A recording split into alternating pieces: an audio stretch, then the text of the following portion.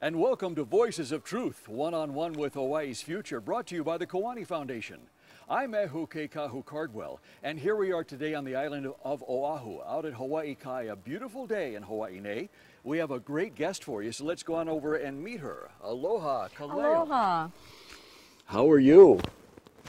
I'm fine. Great. Kaleo Paik. Yes. Wonderful to have you on Voices of Truth. Now, I told our viewers that we're out in Hawaii Kai. Yes, we are. But we're someplace very special in Hawaii Kai. Tell us where we are and what this is behind us here. Yes, today we are actually at Pahua Heiau, which is in the up part of Hawaii Kai. And it is a very short distance away from Havea.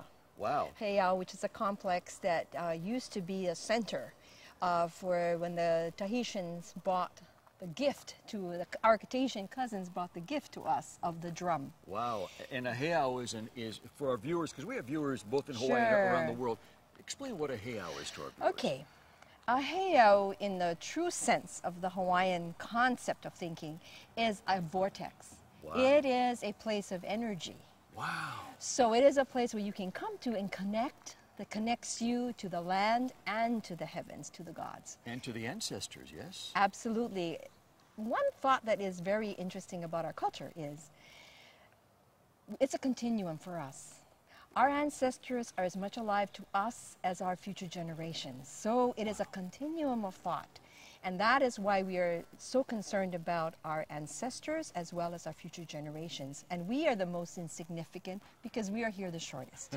They go in infinity and they go forward in infinity. Wow. And we are here for a set time. Wow. So, yeah, it's our ancestors are very important as well as our future. Wow. So, Kaleo, even though we're at this heiau today, yes, this is not what the show is about. This heiau is not what the show is about. No. There's another place that's even more special to you that this show is about. Correct. And I know you have something. You have a poem you wanted to read right now about. If I may, I wrote this just before a meeting in August of 2009 to just give a sense of what Havea was. And if you can indulge me, I'd like to read it. I didn't memorize it.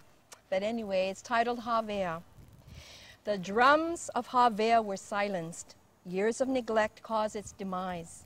A once prominent vahipana, or sacred place, reduced to rubble and ruin. Scarred pohaku, caused by ignorance, left in a pile of disgrace. A pohaku canvas paints the history of those long gone. Sacred aina used, as was pono, to build a kauhale, a heiau. Sacred enclosures for our people to come and pay respect. The essence of the spirit within Havea calls out to be heard, the vibrations echoing in the pulse of those who have made a stand for the sanctity of the pahu, the drum to unite us all. Wow, that's beautiful. When you wrote that, it just flowed out of you, right? Exactly, and I attribute that to the ancestors. They had a message to give me, and I am just the messenger. But it is a powerful message to say that even though things have happened in Havea, it still can be saved. It still can be preserved. And that's the reason why I brought you to Pahua. Pahua was similar to Havea, where it was in ruins. And it was a community and Kamehameha schools in partnership that rebuilt the heiau. So, Kaleo, let me see if I understand you correctly. It's kind of like the before and after pictures, yes? It is. So Havea is a heiau that's currently you want to develop, restore. Yes. And so that's the before picture. Correct. This is the after picture. Exactly. This is an example of what can be done. It can be done in partnership. Yes. So if the developers are in partnership with the community, they could make that complex, because we are not sure if Havea itself has been compromised beyond repair. But we know that there's still remnants of that complex that are still alive, such as the fish pond, such as a spring, such as some of the walls that are still there, and petroglyphs. These are all still parts of our future that are worth saving. So that heiau goes back how many years?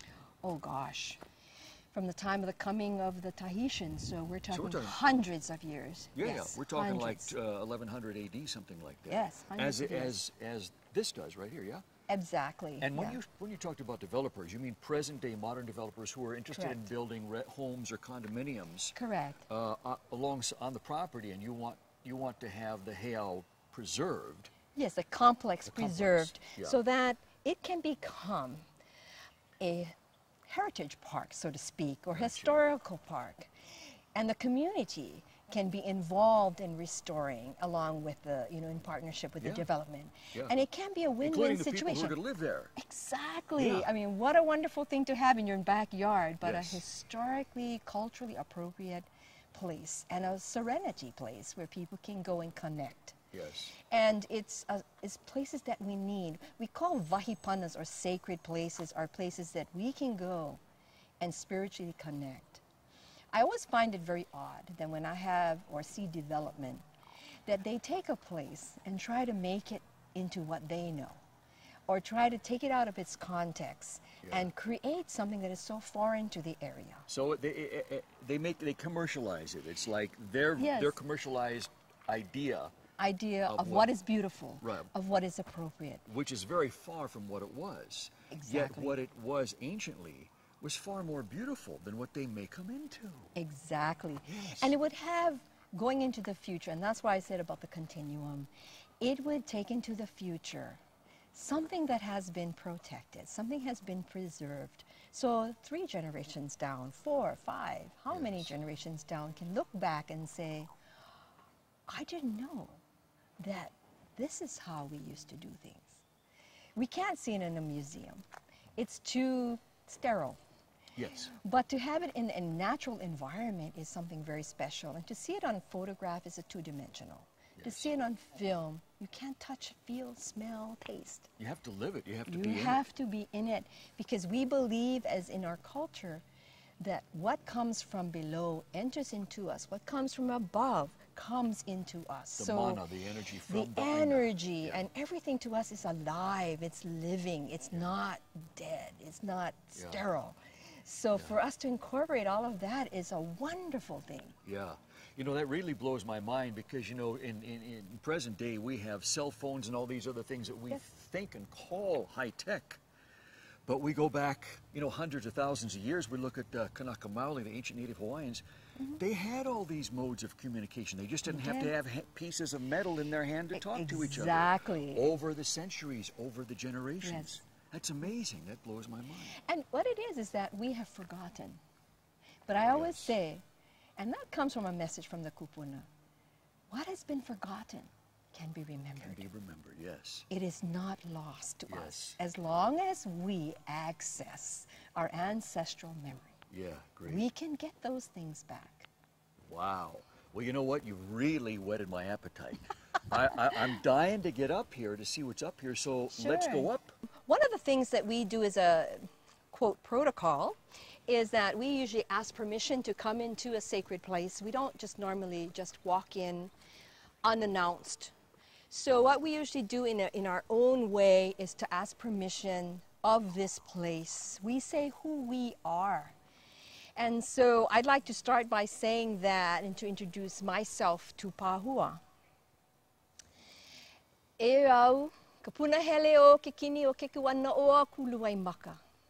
E ho'ohe nohe aloha ku aina hanau.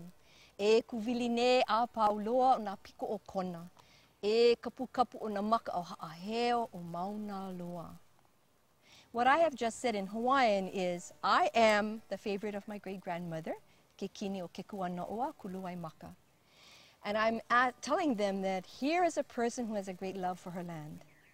I come from the center of Kona, and behold, you are seeing Mauna Loa coming to greet you. Because when we come to a heiau, we don't say about this area, because they know what's in this area. What we're trying to say is, this is who I am. Can I come in? And that's what we've just done. We've just asked to come in and be a part of this beautiful place. This is something I can see Havea becoming at one point in time in the future, that is going to have some significance and to show the significance of what was there before. If you look at this heiau and Havea, which is, if you can see straight down there towards that point there, this would have been a direct line. So they would have used these as communication. Direct line to where? To Havea. Oh, really? So you see where that thing comes down, the mountain comes down there?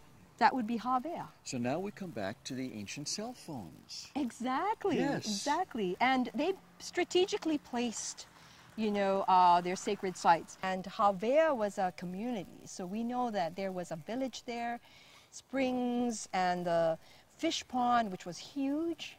But when they developed Hawaii Kai, they got rid of most of the, you know, the fish pond. So that's a small remnant that's left of the original fish pond. Kaleo, in the old days, how many people, what was the population of Havea, do you think? Oh, gosh. You know, I would have thought it would be very large because of the fresh water. So thousands and thousands. I would think so. I would think so, because it would be able to support that many. Because you had fresh water, and then you were also you had not far ocean from the water, Kai, and you also had fresh water to grow your kalo or your sweet potato or any of your other things that you would need to supplement. Yeah. So this area plus down there probably was home to thousands and thousands. I would think so. Thousands, yes. Yeah. And you've got to remember now, the fish pond extended way up here. So it was huge. It was huge. It was the largest fish pond in the state. So as we saw on the plaque coming up the stairs, this heiau at one point was, you know, like the other one. The one that had not been restored. No. This was in a state of disrepair, overgrowth, yes.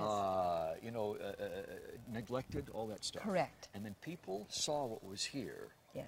And said, oh my goodness, we have to honor this place, and because it's a vahipana, as you said, sacred place, and bring it back.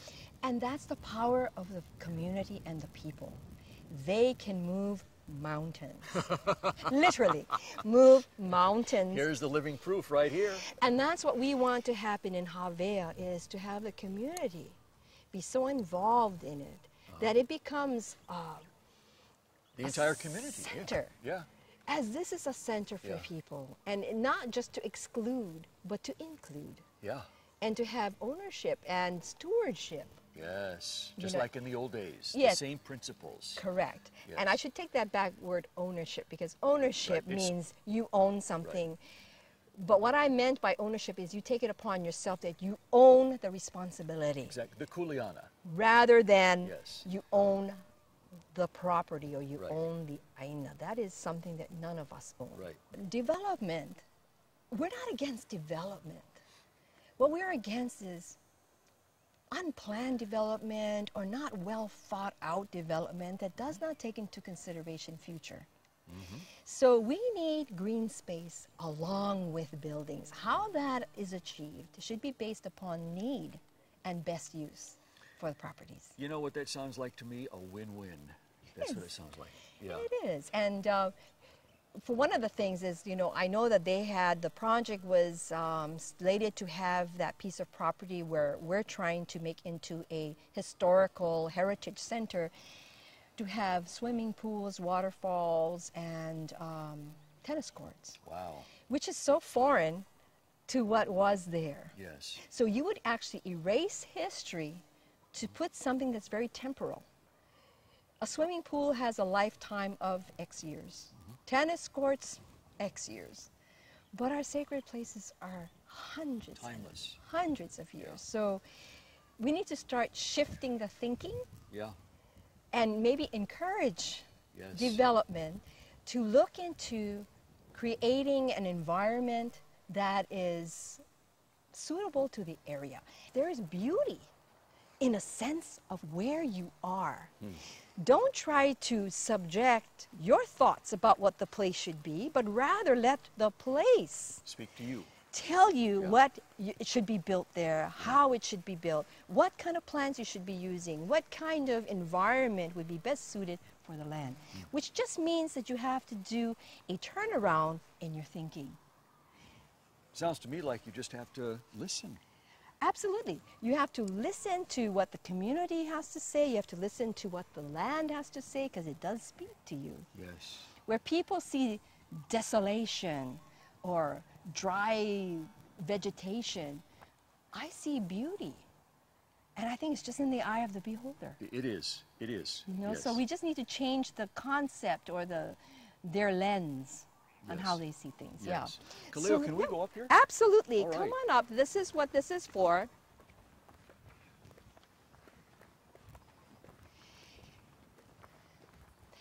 I am not sure if this is the original way to get onto the heiau, and my opinion is it's not, but this is what they've created here. So I will take you just on a short little jaunt here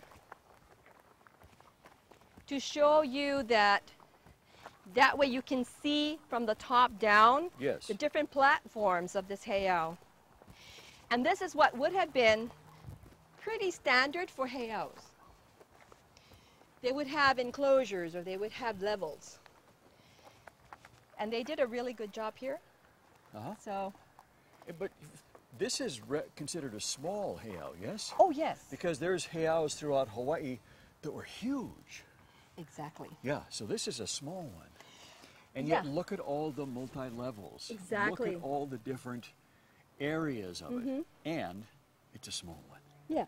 And the thing too is in our culture, usually the larger ones were basically sacrificial or more of a kahuna type of heiaus where it's more religious in nature. Yes. Whereas these may have been, of course they're all religious, but I mean these would have been more for the people to come and to offer their prayers, respects, and so. You know, now I see what you're talking about. When we were standing below, I couldn't see it, but now that we're up here right next to the heiau, and you were talking about it points right directly down to the other heiau that you want to restore, now I can see the direct line of communication, but you have to be up here to be able to get online and talk. Exactly.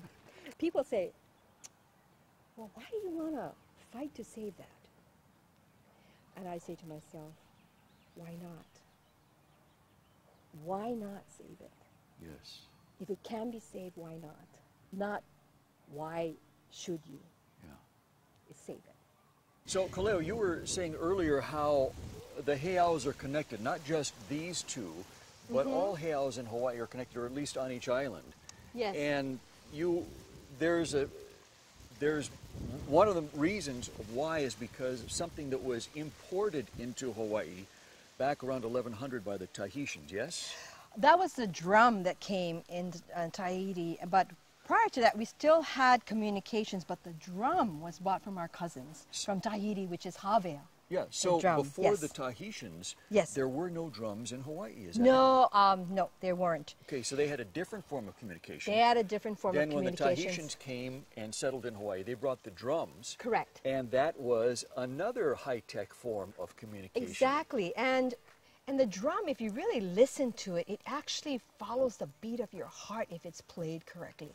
You can actually make your heart thump to the beat of that drum, you know, and it's, those could be heard far and wide. It is. Over long distances. It could be, especially on still nights when the breeze is, you know, or just very light breezes, it can just travel.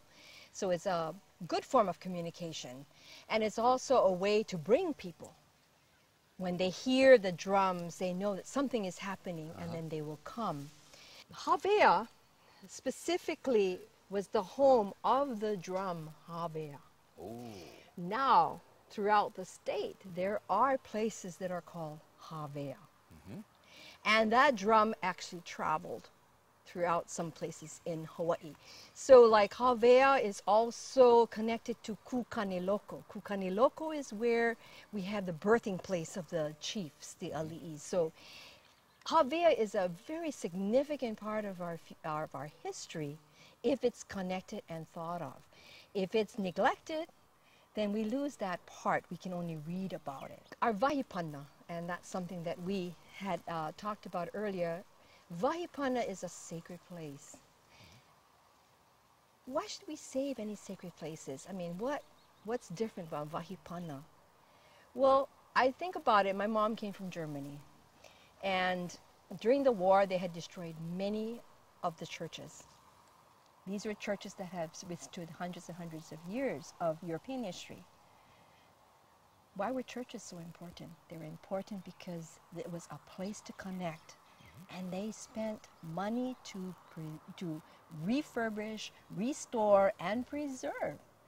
We are no different here. Just because ours are not visibly a wooden structure or a stone, quote, Western structure, it is still a sacred place with the same intent and purpose. Yeah, they just look different. Just different. So because they look different, some people can't recognize them. Exactly. But they're still sacred places. Exactly. Yeah. And that's why I think we're fighting so hard to preserve these that we have left, because we have had many destroyed.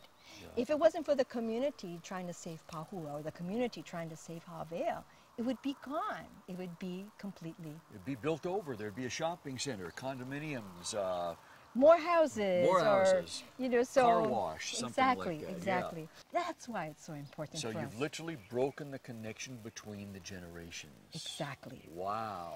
That's the reason why we want to protect these sacred places, is because it will break our connection to our past. Okay, Kaleo, I got a question for you. Okay. Now, I know it's important to you because you're Kanaka Maoli, you're Native Hawaiian. Yes. But why is it important to people who live here, especially people in this community who are not Native Hawaiian? I will put it this way. In our culture, we are very inclusive, as opposed to how it is proposed now that we're very exclusive. We welcomed anyone who believed in what we believed in. It didn't matter if you had the bloodline or not, as long as you believed in what we believed in and helped us take care. It is important to those that are non-Hawaiians as well as Hawaiians to connect to the land that they live on. Because they live here. They live here. Yeah. Embrace it. And these are the ancestors of this place. And what better way to honor the people that were host culture than to connect with them? And how to do that is to help not just Hawaiians, but everyone to protect sites that have historical, religious, I shouldn't say religious, more spiritual connection, that we can all be better people for it. It's not a matter of money, it's not a matter of prestige, it's not a matter of status, it's a matter of let us connect to be better human beings. Because I always tell people, the kupuna, they never lie. But human beings, well, they can lie, they can manipulate, but they never do. So what better place than to connect to something that is pure, that will not cheat, will not lie, will not do all the things that we as humans have frailties. And then we all become better people for it. And majority of the community that is supporting Havea are non-Hawaiian, which is wonderful, which tells me then we just want to do what is right, not what is easy, not what is, quote, politically acceptable, but to do what is right.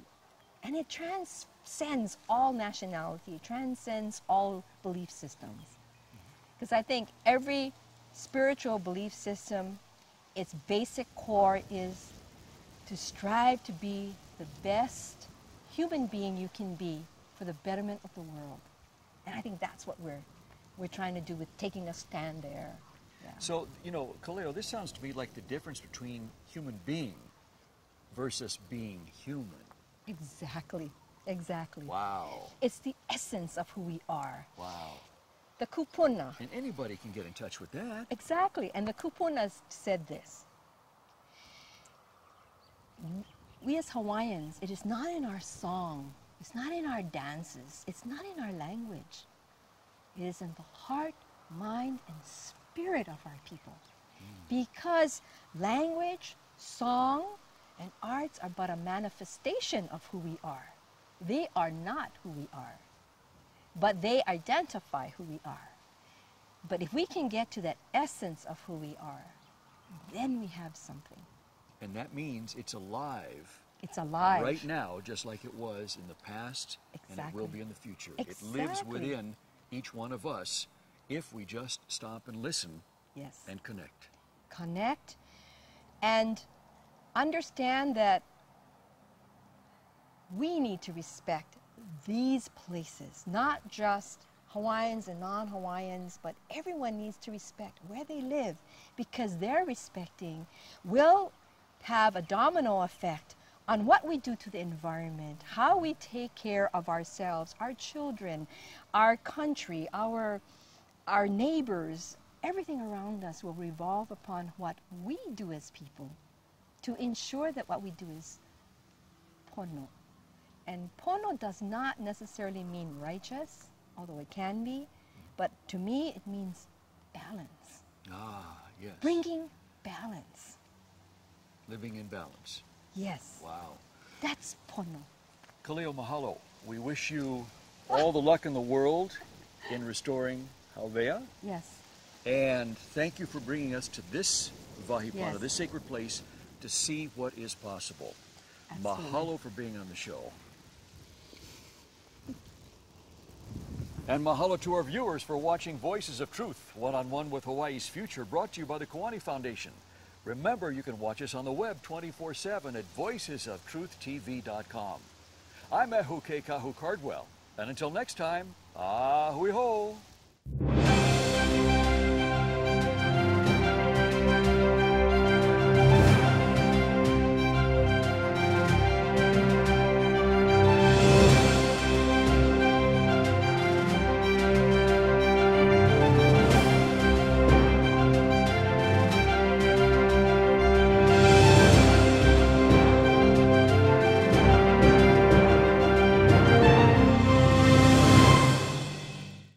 Mahalo for watching Voices of Truth, one-on-one with Hawaii's Future. Watch us on the web 24/7 at voicesoftruthtv.com. You'll find all our shows, including this one, in case you want to see it again or share it with family and friends. Also view our weekly video commentaries at freehawaiitv.com. And check out our blog, published daily, at freehawaii.info. It's all part of the Free Hawaii Broadcasting Network.